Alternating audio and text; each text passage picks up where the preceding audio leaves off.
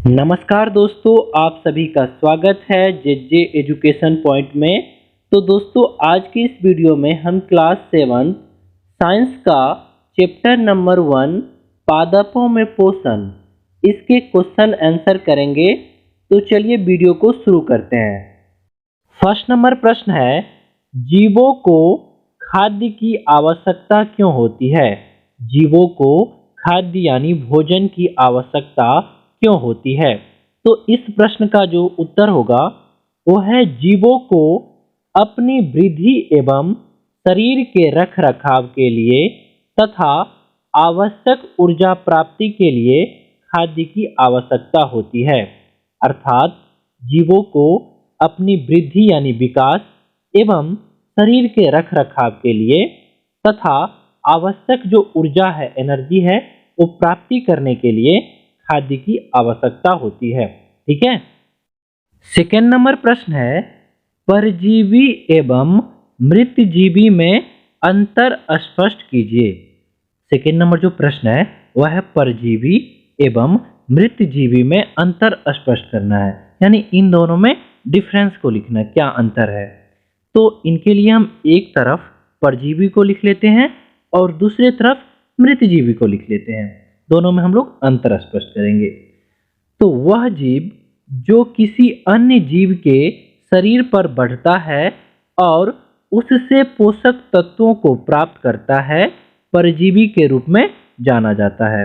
वह जीव जो किसी अन्य जीव के शरीर पर बढ़ता है, ठीक है, अन्य जीव के बॉडी पर बढ़ता है और उससे पोषक तत्व को प्राप्त करता है, परजीवी के रूप में जाना जाता है।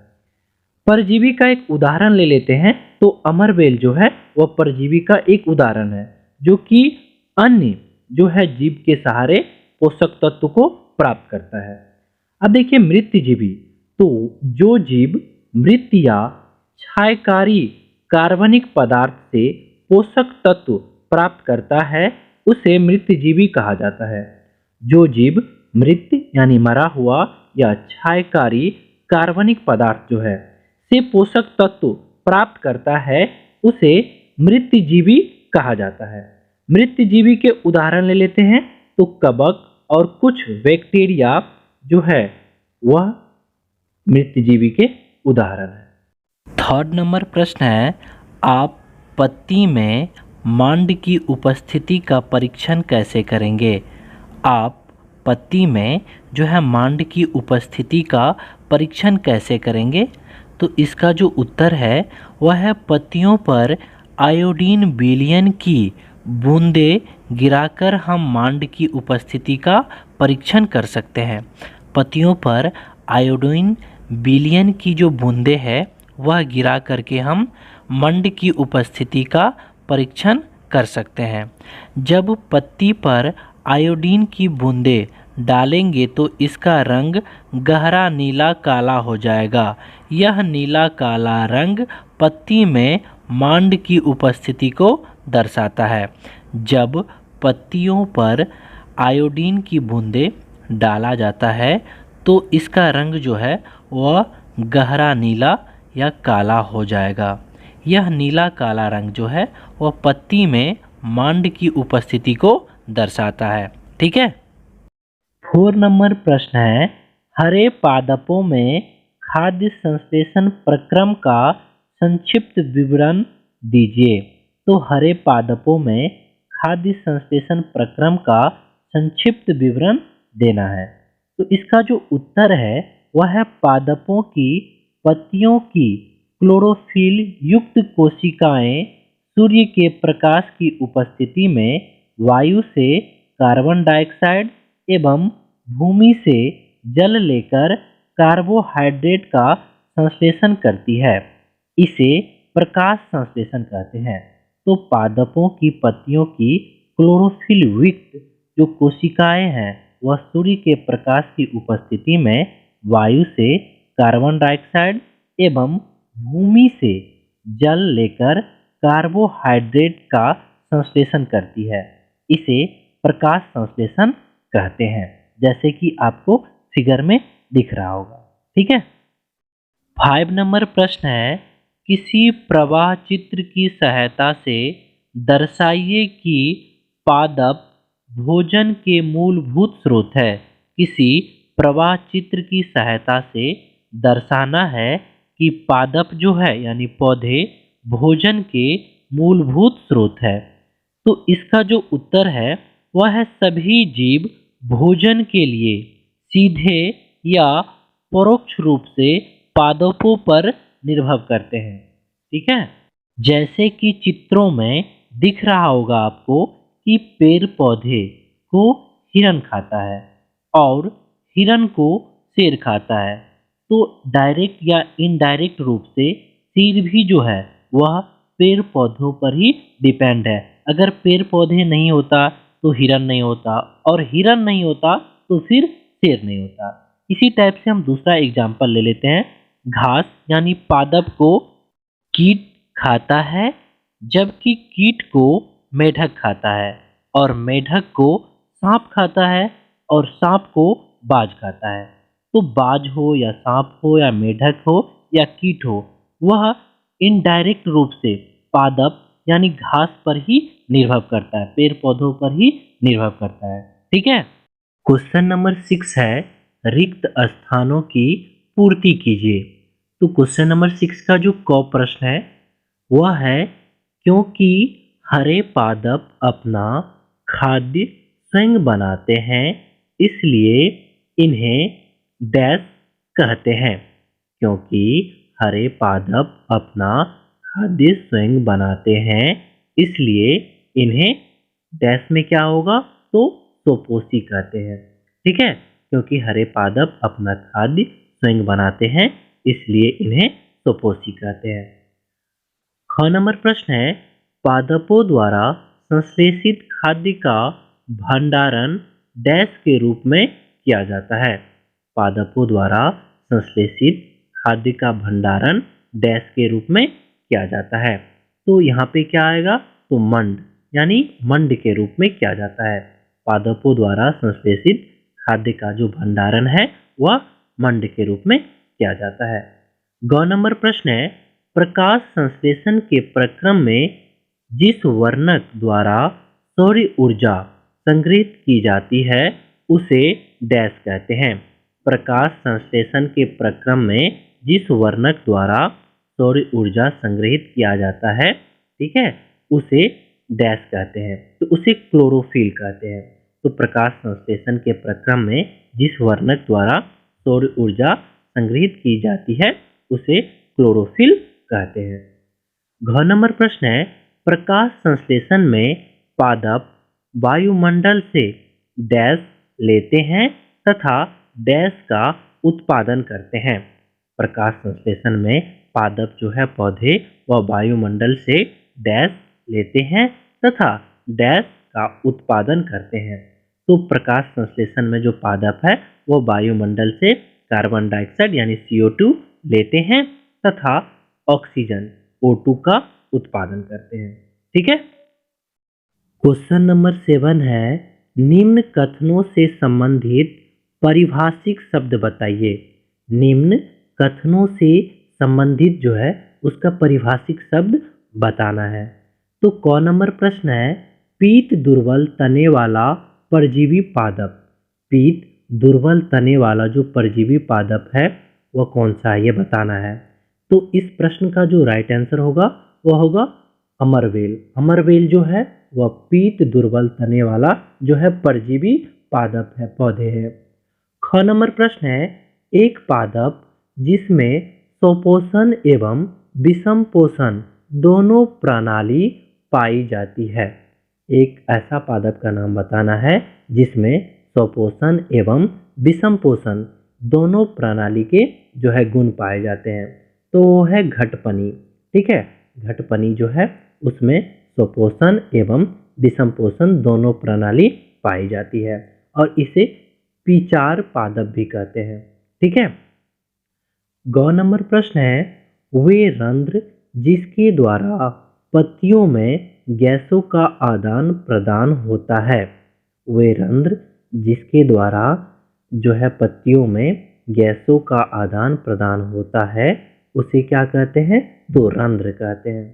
8 नंबर प्रश्न है, सही उत्तर पर सही का चिन्ह लगाइए। सही उत्तर जो है उस पर सही का चिन्ह लगाना है। तो क नंबर प्रश्न है, अमरवेल उदाहरण है किसी, ऑप्शन है फर्स्ट सोपोसिका, ऑप्शन सेकेंड है परजीवी का, ऑप्शन थर्ड है मृतजीवी का और ऑप्शन फोर है परपोषी का। तो इस प्रश्न का जो सही आंसर होगा वो होगा सेकेंड नंबर परजीवी का। तो अमरवेल उदाहरण है, किसका उदाहरण है? तो परजीवी का। ठीक है, तो इस प्रश्न का जो आंसर होगा वो होगा सेकेंड नंबर। ख नंबर प्रश्न है, कीटों को पकड़कर अपना आहार बनाने वाले पादप का नाम है। कीटों को पकड़कर अपना आहार बनाने वाला पादप का नाम क्या है? तो ऑप्शन नंबर ए है अमरवेल, ऑप्शन नंबर बी है गुड़हल, ऑप्शन नंबर थर्ड है घटपनी और ऑप्शन नंबर फोर है गुलाब। तो इस प्रश्न का जो राइट आंसर होगा वो होगा थर्ड नंबर घटपनी। तो कीटों को पकड़कर अपना आहार बनाने वाले पादप का नाम क्या है? तो घटपनी। ठीक है, क्वेश्चन नंबर 9 है, कॉलम ए में दिए गए शब्दों का मिलान कॉलम बी के शब्दों से कीजिए। क्वेश्चन नंबर जो 9 है वह कह रहा है कि कॉलम ए में जो शब्द दिया गया है उसका मिलान करना है कॉलम बी के शब्दों से। तो देखिए, एक तरफ हम लोग कॉलम ए के शब्द लिख लेते हैं और दूसरी तरफ कॉलम बी के शब्द लिख लेंगे। तो कॉलम ए में जो शब्द दिए गए हैं वह है क्लोरोफिल, नाइट्रोजन, अमरवेल, जंतु और कीटभक्षी। अब देखिए, कॉलम बी में जो शब्द दिए गए हैं उनको लिख लेते हैं। तो जीवाणु, परपोषित, घटपनी, पत्ती और परजीवी। अब देखिए, यहाँ जो है एक दूसरे को जो सही है उसको क्या करना है? शब्दों से मिलान करना है। तो देखिए, क्लोरोफिल, क्लोरोफिल जो है वह किस चीज में पाया जाता है? तो पत्ती में। तो क्लोरोफिल किस चीज में पाया जाता है? तो पत्ती में। तो हम लोग जो अब क्या करेंगे, जो सही है उसके सामने उसको लिखेंगे। तो क्लोरोफिल अब लिखेंगे और क्लोरोफिल कहाँ पे पाया, किस में पाया जाता है? तो पत्ती में। ठीक है, अब दूसरा है नाइट्रोजन। नाइट्रोजन किस में पाया जाता है? तो नाइट्रोजन जो है वो जीवाणुओं में पाया जाता है। ठीक है, नाइट्रोजन किस में पाया जाता है? तो जीवाणुओं में। तो नाइट्रोजन के सामने क्या लिखेंगे? तो जीवाणु को। अब देखिए, नेक्स्ट है अमरवेल। तो अमरवेल, अमरवेल क्या है? तो अमरवेल जो है वह एक परजीवी है। क्या है? वह एक परजीवी है। तो अमरवेल के सामने क्या लिखेंगे? तो परजीवी को। ठीक है, अगला है जंतु। जंतु क्या है? तो जंतु जो है वह परपोषित है। जंतु क्या है? तो परपोषित होता है। तो जंतु के सामने क्या लिखेंगे? परपोषित को। और लास्ट है कीटभक्षी। तो कीटभक्षी क्या है? तो ये घटपनी है, यानी पीचर पादप है। ठीक है, ये चीज क्लियर हो गया आपको। क्वेश्चन नंबर 10 है, निम्न कथनों में से सत्य एवं असत्य कथनों का चयन कीजिए। निम्न कथनों, जो कथन दिया गया है उसमें से सत्य और असत्य कथनों की चयन करना है, यानी कौन सा सही है और कौन सा गलत है, इनको लिखना है। तो देखिए, फर्स्ट इसी का जो क नंबर प्रश्न है, पहला प्रश्न है, प्रकाश संश्लेषण में कार्बन डाइऑक्साइड मुक्त होती है। प्रकाश संश्लेषण में कार्बन डाइऑक्साइड मुक्त होती है, यह क्या है? गलत है। जबकि प्रकाश संश्लेषण में ऑक्सीजन मुक्त होता है। कार्बन डाइऑक्साइड को क्या करता है? ग्रहण करता है और ऑक्सीजन को मुक्त करता है। बट यहाँ क्या लिखा है? प्रकाश संश्लेषण में कार्बन डाइऑक्साइड मुक्त होती है, तो यह क्या है? तो असत्य है। ख प्रश्न है, ऐसे पादप जो अपना भोजन स्वयं संश्लेषित करते हैं मृतजीवी कहलाते हैं। क्या है? कि ऐसा पादप जो अपना भोजन स्वयं संश्लेषित करते हैं मृतजीवी कहलाते हैं। तो ये भी गलत है, असत्य है, क्योंकि ऐसा पादप जो अपना भोजन स्वयं संश्लेषित करते हैं वह स्वपोषी कहलाते हैं, ना कि मृतजीवी। ठीक है, ग नंबर प्रश्न है, प्रकाश संश्लेषण का उत्पाद प्रोटीन नहीं है। प्रकाश संश्लेषण का जो उत्पाद है वह प्रोटीन नहीं है। तो यह क्या है? सत्य है। प्रकाश संश्लेषण का उत्पाद जो है वह प्रोटीन नहीं है। ठीक है, घ नंबर प्रश्न है, प्रकाश संश्लेषण में सौर ऊर्जा का रासायनिक ऊर्जा में रूपांतरण हो जाता है। तो यह बिल्कुल सत्य है। प्रकाश संश्लेषण में क्या होता है, सौर ऊर्जा का जो है वह रासायनिक ऊर्जा में रूपांतरण होता है, क्योंकि जो पेड़ पौधे होते हैं, ठीक है, पादप, वो क्या करते हैं, सौर ऊर्जा के सहायता से जल और कार्बन डाइऑक्साइड की सहायता से जो है वह अपना भोजन को तैयार करता है। तो यहाँ पे क्या होता है, सौर ऊर्जा का जो है रासायनिक ऊर्जा में रूपांतरण होता है। तो यह क्या है, वह सत्य है। ठीक है। क्वेश्चन नंबर 11 है, सही विकल्प चुनिए। क्वेश्चन नंबर 11 क्या है, सही विकल्प चुनना है। तो एक प्रश्न है जिसका 4 ऑप्शन दिया गया है, तो उसमें से सही विकल्प जो है उसको चुनना है। तो प्रश्न है, पादप के किस भाग द्वारा प्रकाश संश्लेषण हेतु वायु से कार्बन डाइऑक्साइड ली जाती है। पादप के किस भाग द्वारा प्रकाश संश्लेषण हेतु वायु से कार्बन डाइऑक्साइड ली जाती है। तो ऑप्शन क है मूल रोम, यानी मूल रोम जो है वह जड़ के द्वारा, पेड़ पौधे में जो जड़ होते हैं उसे मूल रोम कहते हैं, तो जड़ के द्वारा। ख है रंध्र, रंध्र क्या है, जो पौधे में छोटे छोटे छिद्र होते हैं उसे रंध्र कहते हैं, तो रंध्र के द्वारा। ग है पर्णशिराएं द्वारा, ठीक है, ग क्या है, तो पर्णशिराएं द्वारा। ये क्या होता है, तो पत्ते में जो लाइन टाइप का होता है उसे कहा जाता है पर्णशिराएं। और घ नंबर है बाह्यदल के द्वारा, यानी फूलों में जो होता है ना उसे बाह्यदल कहते हैं। तो इस प्रश्न का जो राइट आंसर होगा वो होगा ख नंबर, रंध्र के द्वारा। ठीक है। क्वेश्चन नंबर 12 है, सही विकल्प चुनिए। इसमें भी क्या है, तो सही विकल्प चुनना है। तो प्रश्न है, वायुमंडल के मुख्यतः जिस भाग द्वारा पादप कार्बन डाइऑक्साइड प्राप्त करते हैं वह है। तो वायुमंडल से मुख्यतः जो पादप है वह किस भाग के द्वारा कार्बन डाइऑक्साइड प्राप्त करते हैं वह बताना है। तो ऑप्शन क है जड़, ऑप्शन ख है तना, ऑप्शन ग है पुष्प और ऑप्शन घ है पत्तियां। तो इस प्रश्न का जो राइट आंसर होगा वो होगा पत्तियां। तो वायुमंडल से जो है जो पादप है वह मुख्य रूप से पत्तियों के द्वारा कार्बन डाइऑक्साइड प्राप्त करते हैं। ठीक है। तो दोस्तों इस वीडियो में इतना ही। अगर आपको ये वीडियो पसंद आए तो वीडियो को लाइक और चैनल को सब्सक्राइब जरूर कर ले। मिलते हैं नेक्स्ट वीडियो में, तब तक के लिए जय हिंद।